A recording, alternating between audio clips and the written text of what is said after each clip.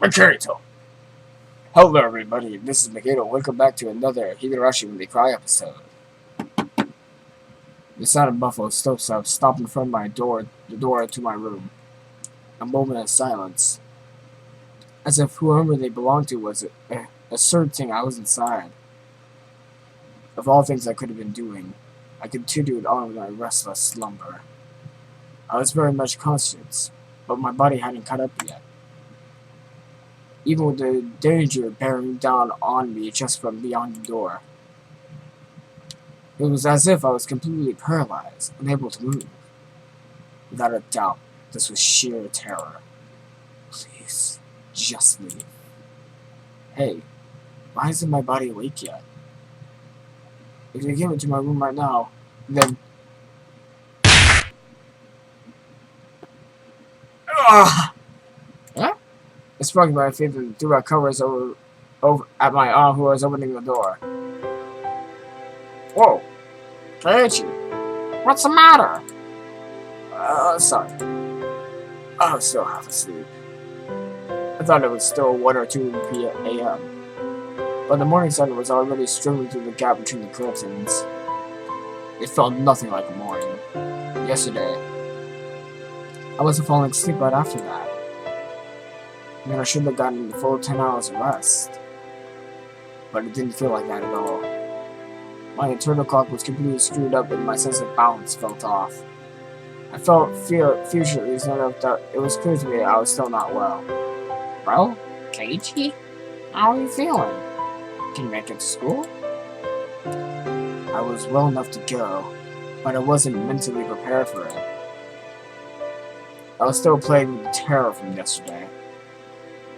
If I had swallowed that needle, what would have happened? What if it pierced my tongue? It was undoubtedly a murderous intent, but I don't think that's all it was. If they really wanted to kill me, then there were other, more certain ways to do it. They only resorted to such a dubious method as having me swallow a needle. Meaning, I didn't want to believe it, but going that far was just a threat with run out of neon. Aren't you glad you didn't die? But next time we will get a more assured method. Like that. Something like sending a letter with a razor and decide it would just be a joke compared to this. Did it make it to the hospital? Did it take your medicine? Yeah, kind of. Something about my mom's dubious gaze bothered me. She seemed more concerned about her son missing 2 days of school rather than him being sick. It was definitely mental fatigue. I wasn't really physically ill. It will be hard for you to get back on track once your daily routine is thrown off. Come on, get on up. You say wellness isn't the state of mind. I'd heard that line many times before. I was given an award in elementary school for having perfect attendance. But I wasn't like I was healthier than everyone. Come on, don't watch your face. Breakfast is ready. Already ready. There isn't much time before Running-chan comes and gets you. Mom still meant I couldn't argue about it, so I had to give up on skipping the second day. By the way, were you the one who got the game paste all over the living room wall, Keiichi? You shouldn't do something like that. The father was quite angry. I didn't feel particularly guilty for doing it, so I didn't have much of a reaction. Also, Mom didn't question me any further about it. She headed back downstairs until she was certain I was getting up. Well, Neon said as she left yesterday, I hate it if you miss school tomorrow, came back and drilled the back of my head. What did she mean by that? I didn't even have to really think about it. She was saying, don't be absent. Thinking that a bit further, it was the same as her saying I should go on about living my life as if something never happened. If I shows any signs of acting unusual, it would probably result in not making a move. For example, maybe I shouldn't pay attention to someone like Uishi-san instinctively with something unusual. Meaning, if I didn't wash my mouth or did anything differently from the norm. In effect, it would end up flagging myself as someone who it was not wanted. And it seems that that was something that the girls didn't intend to forgive. So, if I just went along as normal, no harm will come to me. Was that how it was going to be? All that misery I experienced up until yesterday would almost creepily just fade away. It was an exciting deal. Enticing. Shut up. I was reading. It's enticing, I get it now. I was just pronouncing it wrong for a little bit. I just noticed that now that I pronounced it wrong. Thank you, Frosty Breeze. Okay. That didn't happen. Just forgetting everything I heard these last few days, I'd be able to keep on living on like normal. There's no way. Such a selfish thing could. Selfish, yeah. I swallowed hard. I once again deliberated on the idea that I just rejected. Leon was probably a good person who had friends at heart. She was giving me, who had mistakenly broken some will of theirs, a chance.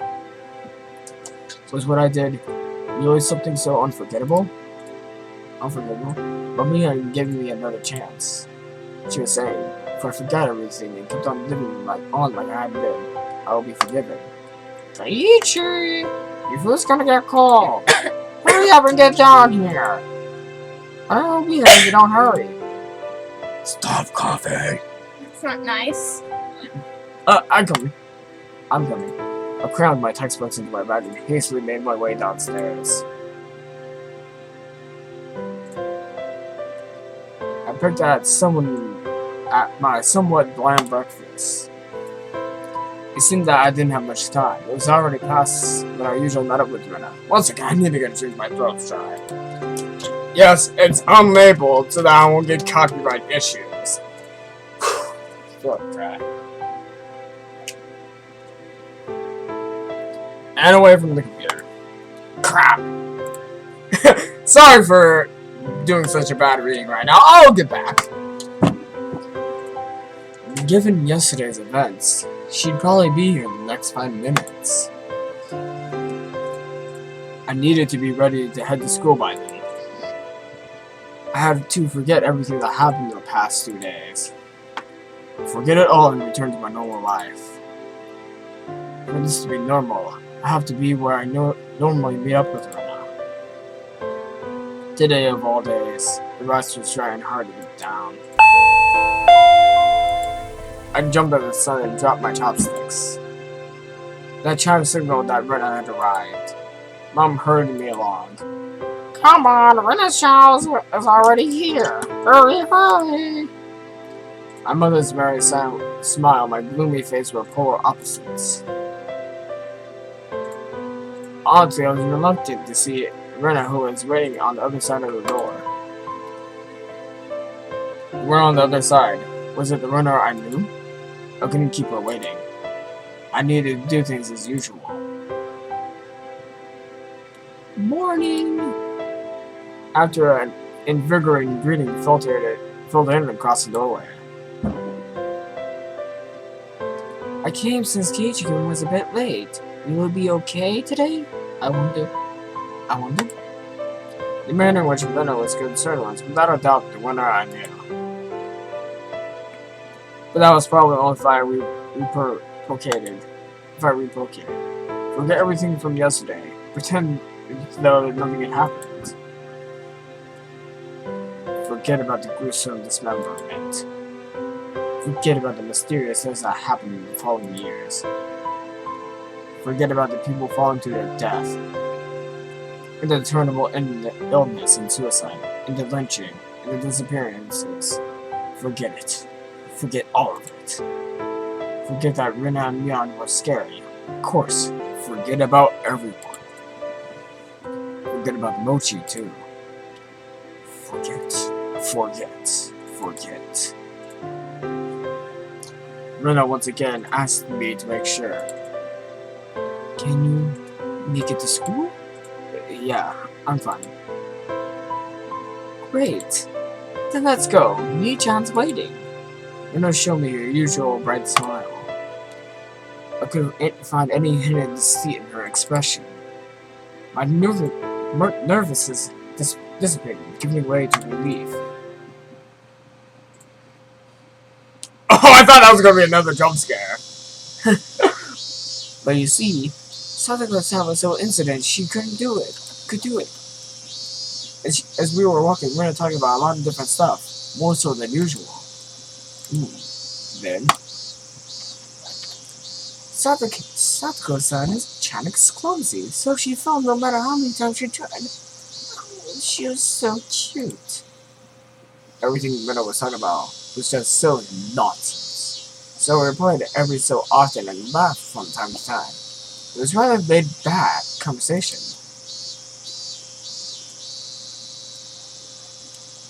We passed by one of our neighbors and they called out to us. Oh my! Keiichi-san and Rita-san, aren't you two a bit late today? Mian-san said she was going on ahead. Uh-oh, did Mi-chan look bad, I wonder? We didn't hurry up, Keiichi-kun. As we smiled and parted ways with our neighbors, they turned back towards me and stuck out a tongue. Not expecting that, I couldn't help but crack a smile. Keiichi-kun smiled. Oh, what? Then I stopped and stared at me. I was thinking that you still hadn't recovered from the cold since you seemed down this morning, Keiichi-kun. But you seem fine. Fine? With a grin, she gently poked my cheek. It was a bright, sincere smile. Yeah, Keiichi, my Laura. How can you still doubt Rena after she shows you a smile like that? Maybe I just had a high fever up until today, and I imagined everything that I thought happened was because I was bedridden and delirious? I really hope that was the case. God would grant me just one wish. There's only one thing I wish for. I want what happened in the past few days. More specifically, the night that one day Higurashi up until last night. I wanted all that to have never happened. I wonder how many times I wished for these the past few days. As long as Rena kept on smiling like this, I think it might become a reality. So I wanted Rena to keep on smiling. Keep on smiling. So Keiichi-kun, this mochi yesterday, did he eat them all? That vain wish of mine was instantly shattered. My heart began palpitating. The relaxed morning mood suddenly became frigid. But his smile was the same as usual. Her eyes were gentle as usual. Those mochi yesterday, did you eat them all? Of course, she wasn't asking the question at face value. In other words, when I was asking, did you get the message? She was probably trying to convey that. Keiichi-kun? I was reluctant to give that answer, but Rena stopped walking and stared deeply into my eyes. Don't hesitate, Keiichi, my Bara. Rena was acting the same as always, wasn't she? I needed to respond in my usual way. Naturally, of course. But both my throat and mouth had gone dry. My lips were stuck together. Hurry and answer, Keiichi. Not that much time had passed. I could still keep the conversation going naturally. I had to say something quickly. Dad? Rena was pretty nervous what I said and finally squeaked something out. Rena's reaction was still normal. It seems that it wasn't as long of a process as I thought. Somehow, I finally squeaked out the rest. Delicious. However, my strange efforts neither soothed or brightened Rena's expression. For a moment, I panicked, thinking I replied incorrectly. After a few minutes, Rena broke into her usual soft smile and giggled with a joyful voice that seemed to echo through the morning air. Being strung along by that laugh, I couldn't help but laugh as well. I see. Oh, so did you eat all of them? I wonder? My timid smile froze again. Did you make it without swallowing the sewing needle? Was that what she was asking? If I had swallowed it, then I wouldn't be here. Nah, I couldn't finish all of them. There's still some left. I was scared out of my wits, but that's how I played it. Huh? What about the homework you see? You can tell which one Rena made. The homework? Was it due today? Yeah, it's due today. Lee-chan will get angry. There's probably a penalty game ready for you. We both laughed at each other again. To a casual observer, it was just a typical morning. If I could just let myself believe, then I think it was just the usual morning routine. But I was certain I wasn't mistaken. There was something unimaginable buried beneath the facade of this giggling Rena. Lies. I recall that unexpected, piercing voice that I hardly could believe came from Rena's mouth. That moment, the English grasped my face, I felt a cold sweat trickle down my back. Why always his back? Was it only that particular time that something evil had possessed Rena? No, that was wrong. That was still Rena. Lucia-san told me, didn't he? After I looked into her, before Higurashi-san moved away to Irizawa, she was suspended from school. It seems like she went through her school building and broke all the windows. Rena had a disorder that normal people didn't. No matter how pleasantly she smiled, the fact would not change. But I couldn't even imagine how she looked as she broke all the glass throughout the school. One thing I knew, that it wasn't something spur of the moment. If it was some sudden outburst of anger, then maybe she would break a pane or two. Or she broke all the windows throughout her school. Just imagine going through her own school and breaking all the windows of the back.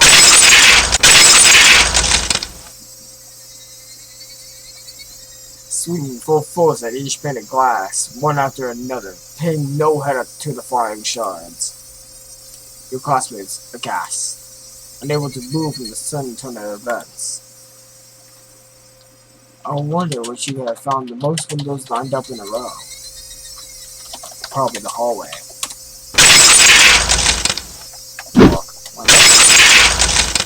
Walk.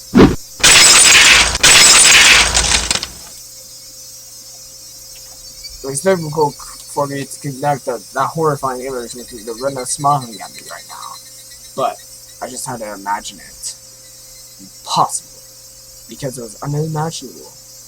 That naive way of thinking no longer worked. The unpleasant, piercing sound of shatter of glass, the crunching noises Rena threads across the broken shards walking towards me.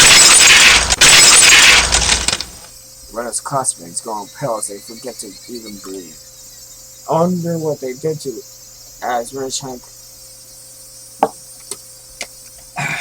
Sorry for that. I just had to. I wonder what they said as Rena came closer, breaking the windows along her path. Did they honestly try to bring her to her senses by saying something? Or did they jump at her, trying to stop her in savagery?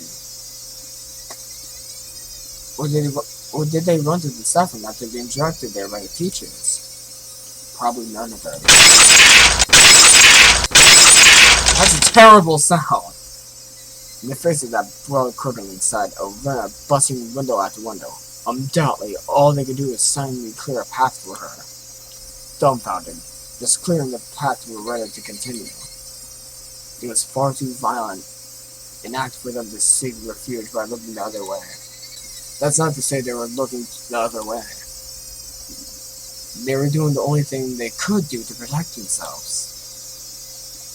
If they had done something different from the rest, they may have suddenly found themselves as Rena's new target. What would Rena have done to whoever attracted her attention? The answer is obvious. She was undoubtedly acted according to her will. Meaning, they would be the next window? The next window? Rena, staring with wide eyes, shuddered across, crunching and crackling underfoot as she drew closer. I was drawn into her eyes, paralyzed.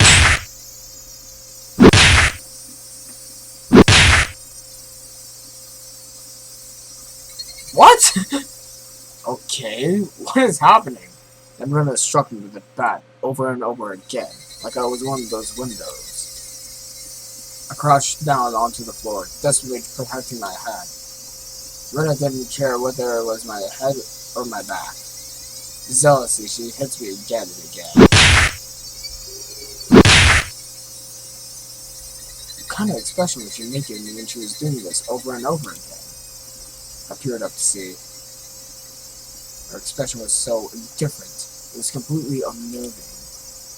Because no matter how many times she struck me, I didn't make a pleasant sound as the other window.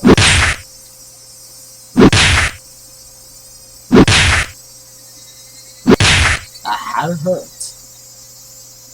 She struck me continuously, over and over again. The sound of Rena wanted didn't come out.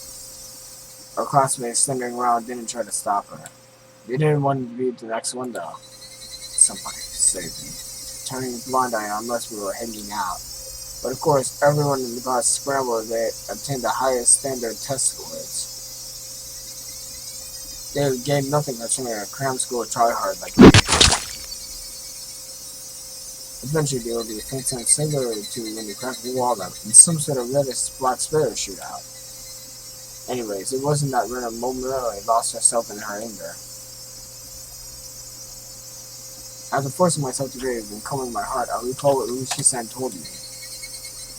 In the counselor's better reported, he recorded all the conversations he had with Rena-san. It shows up. And quite a bit of that. What does? She mentioned the word Oishiro-sama. Following that, Rena was suspended and had regular examinations at the hospital. Then, as Rena was undergoing counseling, she said it over and over. Oishiro-sama. It seems that the Oishiro-sama she spoke of was like a ghost, appearing in her house every night, standing over a pillow, looking down at her. That was the only piece of their conversation, so I couldn't see the big picture, but it was by no means a happy little conversation. Then what Rena did, she was saying that a ghastly incident was a sort of her being possessed by Oishiro-sama? Up until now, I didn't want to believe in Oishiro-sama's curse. That's why I wanted to say the mysterious death every day because of some sort of conspiracy. Every time I talked with Higurashi-san, I was more certain that the deaths were not the work of man and not some curse. Except, if it was people perpetrating the incidents, my friends are somehow deeply connected. God dang it, I gotta stop doing that. If I refused to believe that the curse was real, then I would believe who those acted kindness to when deeply involved in the incidents. Why? How? For what reason? Was Rena? Was everyone, buddy? It was much more painful and troublesome than accepting that it was just Oishiro's curse. The aftermath, Rena had admitted to her doctor that it was because she was possessed by Oishiro-sama. I felt a strange sense of relief from that. So that's how it was. There wasn't a second side to Rena. She did that. Because she was possessed by something strange like Oishiro-sama. It wasn't Rena's fault.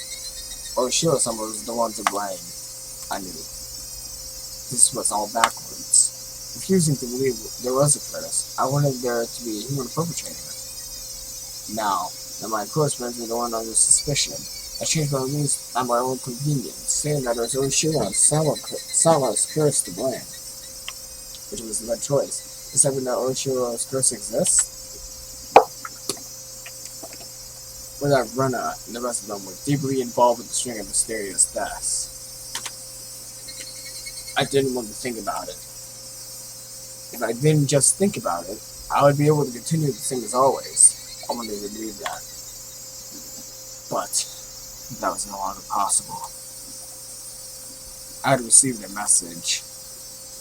It was pathetic of me to try to bend the meeting to my own convenience, regardless of my opponent being a human or a curse. I won't let it kill me. As if I would just bend over and give in, for no good reason at all. Keiichi-kun? You've been making a really weird face. Why, I wonder. Inhaling sharply upon hearing Runa's voice, I came back to my senses. Before I realized it, we were already at the entrance. Shaking my head a few times, I exercised all those terrifying thoughts. No matter how you look at it, there's no way Runa could have done such terrible things. It was like I was trying to placate myself.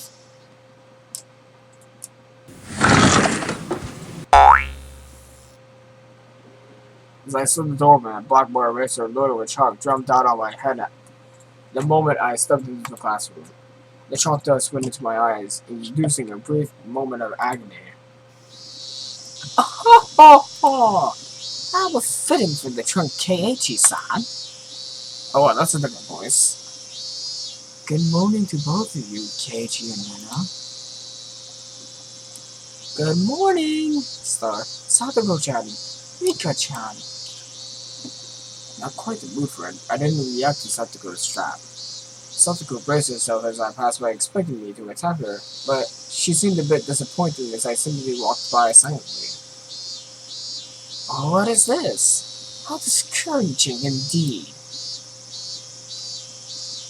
Keiichi doesn't seem back to his usual self yet. Yeah. Take it easy on him for today, okay? Suddenly, there was a stab down on my shoulder. It hurt a bit. Hey, Kei-chan, did you get through the rest? Did you get enough rest? It was Leon. My mind was full about the stuff about Runa, but Leon was also a party of interest. Remember Keiichi. That hawkish gaze from yesterday. Yeah. Morning. What's with that unenergetic small greeting? Did he eat the mochi I brought you? Because I ate them, I'm like this. Those words were itching to be blurted out. I just really didn't have the appetite. I ate a few, but there were quite a lot left over. Huh? What about the homework? Do you have an answer for which one's Rena's? I can't believe you forget your homework, Keiichi-kun. Oh, jeez. Sheesh. Then we can't help it. Time for your penalty. Flashing a blurred smile, Leon turned to his seat. There was nothing for our exchanges that would cause our classmate to suspect anything was amiss. But of course, anyone listening to our conversations up until this morning wouldn't see anything suspicious. That was why it was so frightening.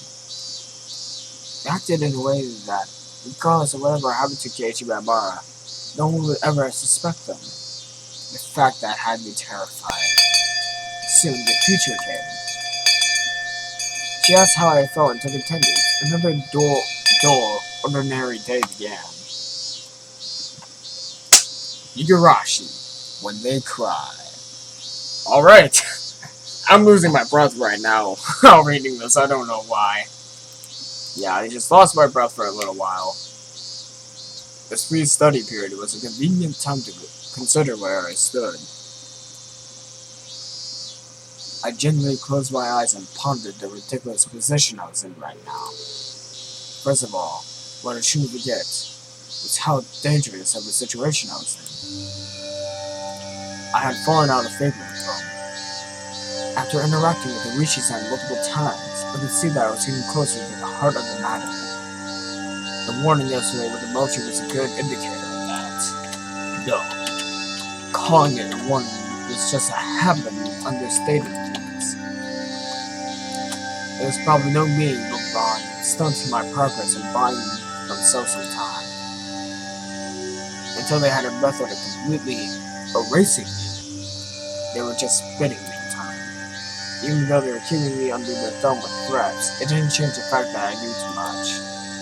The chilling sensation on my desk made me recall Sakazuki Hojo, the boy who was using the scene up until last year when he disappeared. Was he also similar to me? Did he learn something he shouldn't have and was erased? Damn! I wouldn't let them get to me as easily. Never. But were they really trying to kill me? I've had these contradictory feelings for a while now, even though I suspected them. It felt like I had good cover for them. And all their suspicious behavior, a morning like this made it all seem an elaborate hoax, like an elaborate hoax. No. That's what I just want to believe. Doubting my friends. Covering for them. My life was in danger. Or was it? Actually, I was debating the wrong point. Given my current situation, those points were something that should have been deliberated a long time ago. But really, Rena and the rest of them, were they actually aiming to kill me? The little voice inside me continued to torment me with unresolvable trains of thought. Are you an idiot, Keiichi, my brother? The answer should be obvious. But maybe the sewing needle might have been an accident, right? How could you screw up and drop a sewing needle into a piece of mochi? The benefit of a doubt can only go so far. Both Rena and Leon had acted and behaved suspiciously, but maybe it was also a misunderstanding. What kind of misunderstanding? It wasn't just suspicious. It was not like luxurious, right? Rena just corrected me for lying. Leon only asked me what I had for lunch. Rena was outside your door eavesdropping for a good hour, you know. She was probably waiting for my phone call to end. For a full hour outside your room? And there was nowhere to go home afterwards without saying anything? You were for Higurashi-san, didn't you? About what Rena did at her former school.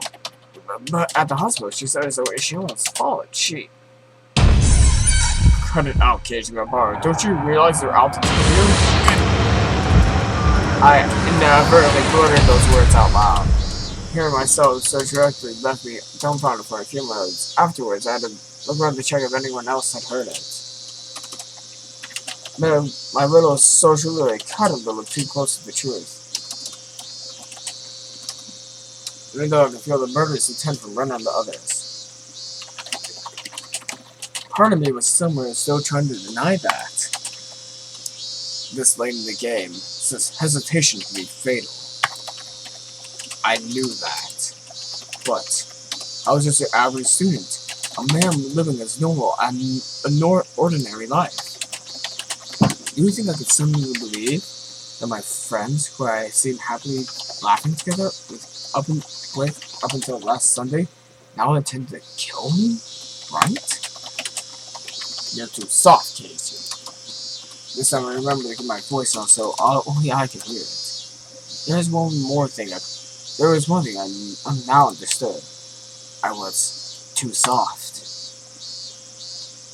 I didn't completely understand how dangerous Rita and the rest of them were. No, I wasn't trying to understand. I was too soft when I listened to Higurashi-san when he was earnestly showing me the heart of the matter. I didn't listen because I was too busy pretending to be dejected.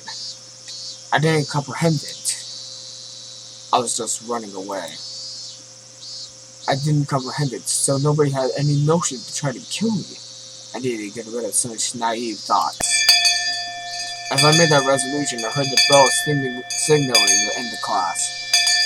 So soon. The day was already over. I didn't recall eating lunch or doing anything in class. My friends were putting their desks together in preparation of club activities. Not long ago, I would have happily jumped into that circle. My, Keiichi-san. How rude of you to even think about leaving. You always thought the good smoke was so typical and familiar. It almost physically hurts. Huh? Keiichi-kun? Is it not a good day? I wonder. And we were going to win big together. How? Seeing an expression which said that she was really looking forward to the day was hard to take. Hey, Keiichi, Higurashi-san is some enormous struggle trying to separate me from the others by lying to me. Trying to explain this weak-minded thinking, I slapped myself in the face. I don't want to slap myself in the face. Keiichi-kun. Yeah.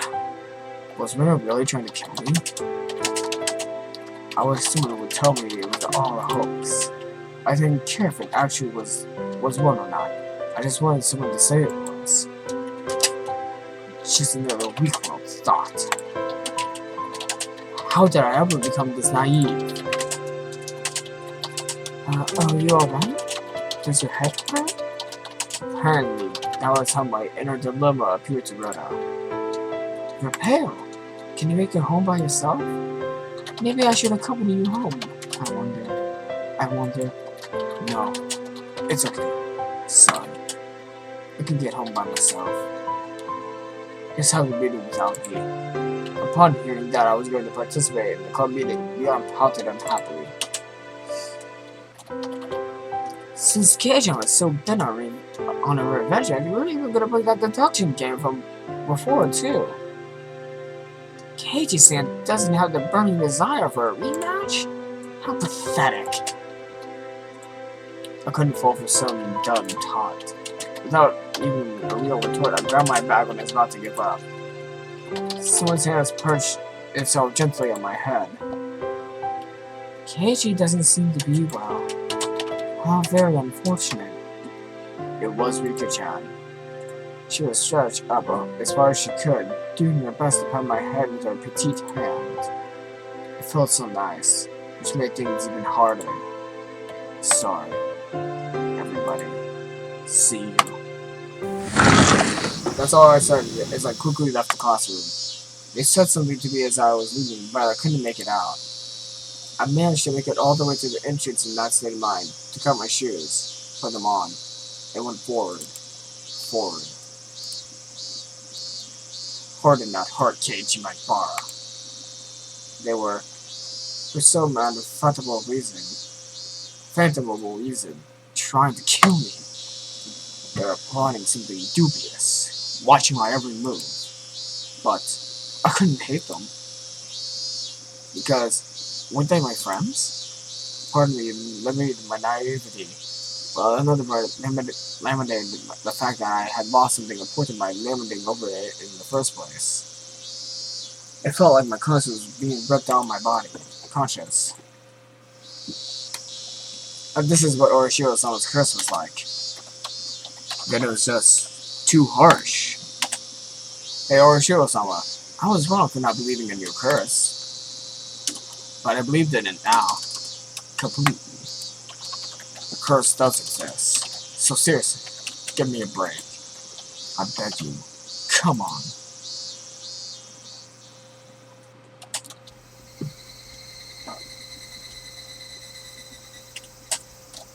Oh, I'm walking home now.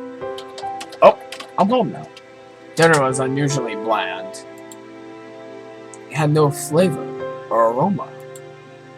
The music that normally tantalized my auditory and said that Dad was eating with us that night.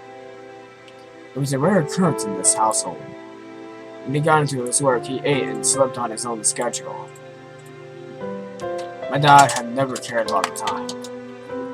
Since my dad was at the end of the demonstrator, it either meant that he just reached a good point to make it break, or he was in a slump. So yeah, he just doesn't understand the motivation creators have. The partnership was just a verbal agreement, wasn't it? If it's so hard to agree on things, why not just end it? I feel like it's an industry with a lot of back scratching, but it gets in the way of business. I wasn't able to pick out much of my mom and dad's conversation, but I could tell it wasn't a very pleasant topic. That, of course, made the discussion food less appealing. Staring listlessly at the exchange between my parents, my mind wandered off to the same thought processes I had going all day long. Friends close to me? No. They used to be my friends. But I could no longer trust them. Right now, I was greatly lacking in allies. People I trusted. People I could depend on when the push came to shove. There was something I just didn't have. Having just one ally would be incredibly reassuring in the curiously hopeless situation I was in. I put down my chopsticks and looked over at my parents who were still talking about work. The first course of action that came to mind was to tell my parents everything.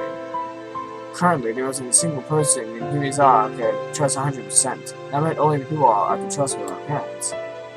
But if I told them everything that happened up until now, would they understand? Runner, for example. That neighborly runner who was so diligent looking up to me, came to me every day and sometimes brought over a share of what she made. How could I explain that she wanted to kill me? No matter how I explained, it will probably be difficult for anyone to comprehend. My somewhat erected dad wouldn't understand. My high-strung mom will probably drive me to a psychiatrist in the blink of an eye. Sadly, there's a lot of trust that existed in our relationship. Even if they did come to understand, what could they possibly do? Unless they could uncover the truth, they wouldn't be able to protect me.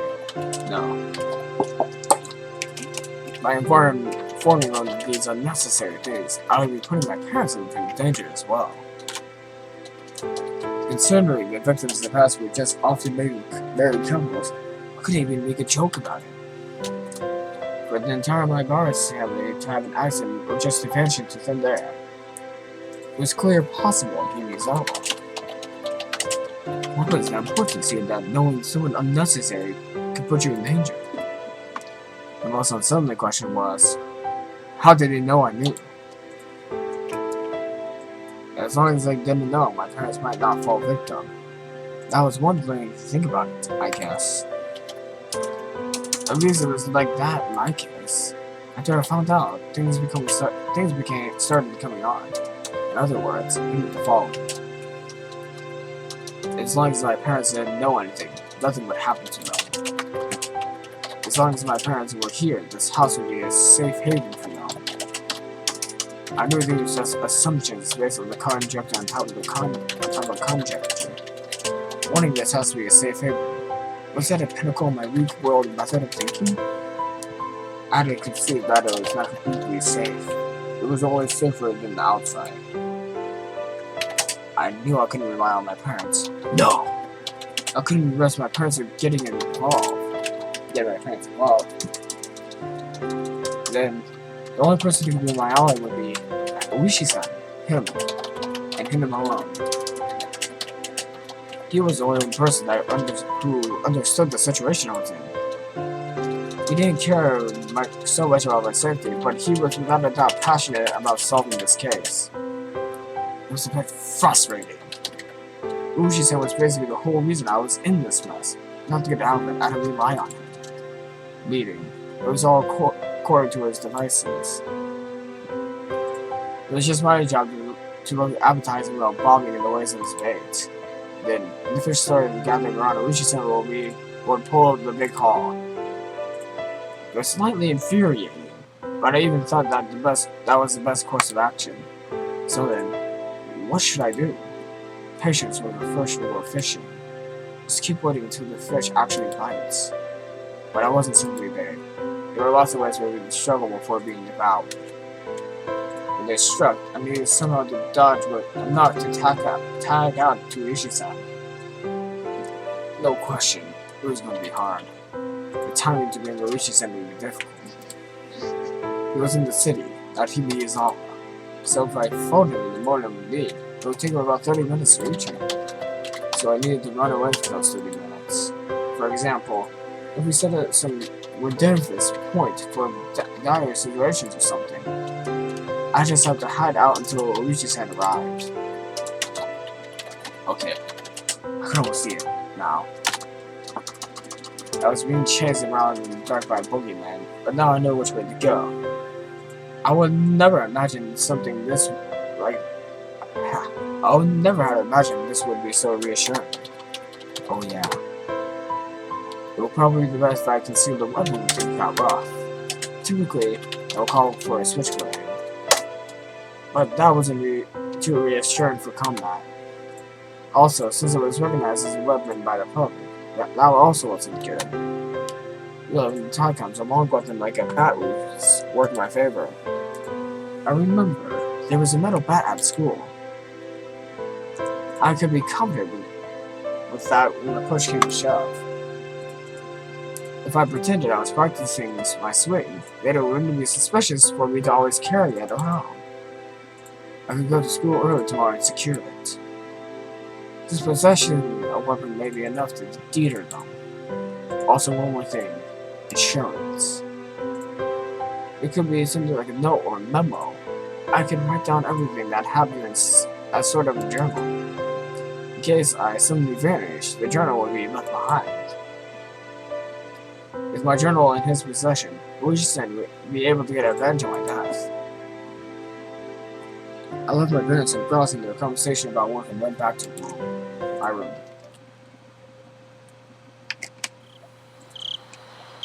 Ah, jeez, I thought. Throat? My throat's been dry this whole video, just to tell you all. I tore out a piece of paper from a notebook and made my way to a desk. My desk. Last time I wrote in a journal was for summer homework in elementary school. In the off chance something bad happened, the police could use my diary as a lead. So I should only write down the facts. How should I start? I jotted down my thoughts as they came. I, Keiichi, am in fear for my life. It made me laugh nervously. It was a line that showed up often in detective stories.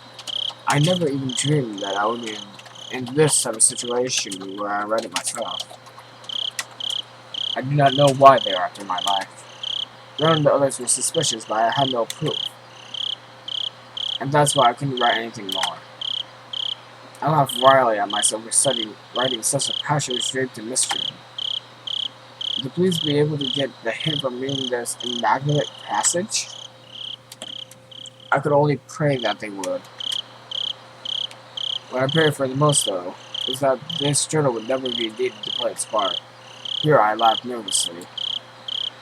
It was too simple, so I wrote down one more line just thought of. The only thing I do know is that it has something to do with Oishiro-sama's curse. Was that too much? I probably shouldn't write more than that. If I wrote any more, then it would seem like I was just delusional.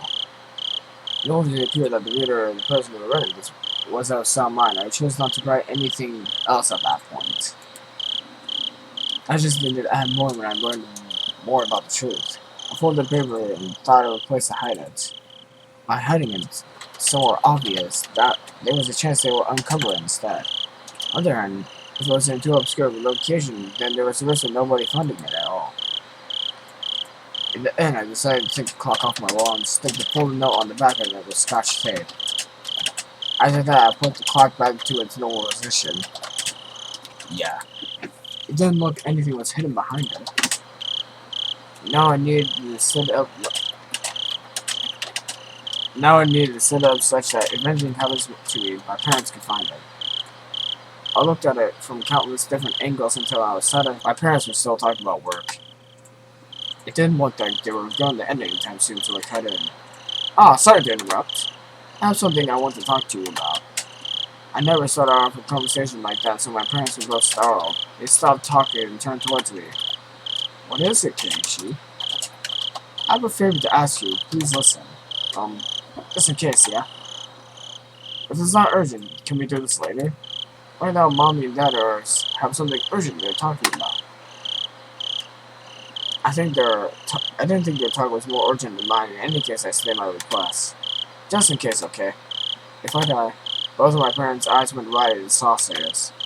If I die, I want you to put the clock on my wall in my coffin.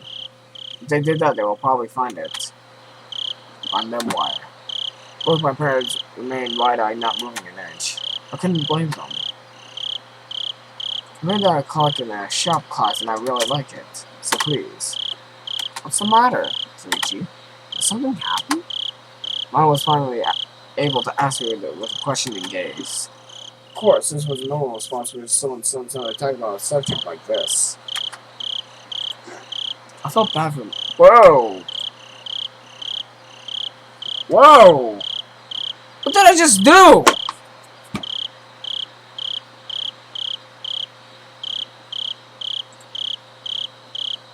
Oh.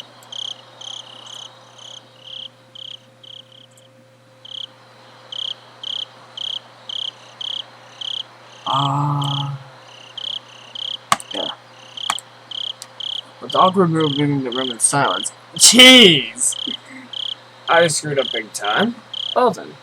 I wanted to get to school early tomorrow, so I'm going to bed. Good night. Saying that, I left the living room. I needed to get to school early tomorrow to scare that bad. As I climbed up the stairs, I heard my mom call my name, but pretended not to hear her. It wasn't something I could talk about with my parents. If I talked about it, it would only make things more dangerous. The fight that had begun was mine alone. I couldn't rely on anybody. I wouldn't be killed. Not when I still knew nothing. And end the chapter. Knew it! Sorry for stumbling along this chapter. I couldn't read well because, you know, throat dry. Yeah. I couldn't read that well because my throat was a little dry. Exactly! Well, leave a like, leave a comment. I'll see you next time. I'll see you next time. Mikado!